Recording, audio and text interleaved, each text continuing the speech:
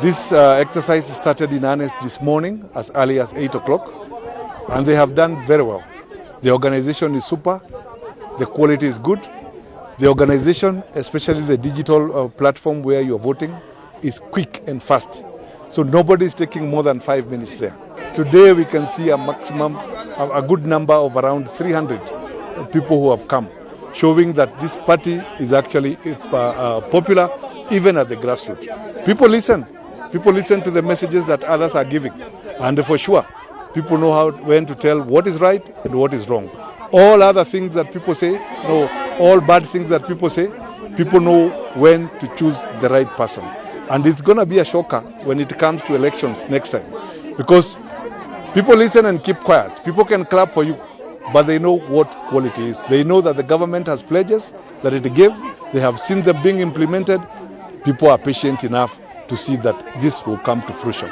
Whenever you support the government in power, the resources are always scarce in this in a third world country. Therefore, somehow the government mostly focus on the areas that it gets support, because the resources are scarce. We cannot be able to do like America, whereby they are able to do across the country. But here the resources are extremely scarce because this is our third world. We must agree on that skate. Therefore, you must stay closer to government to be able to benefit. And I gave a case scenario.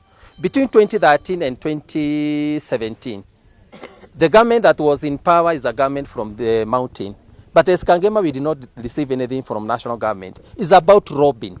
It's about staying close to those who are in government and those who are implementing. Therefore, for me, I want to tell my people, it doesn't benefit anything by fighting government, but you gain everything by staying closer to government and win for your people.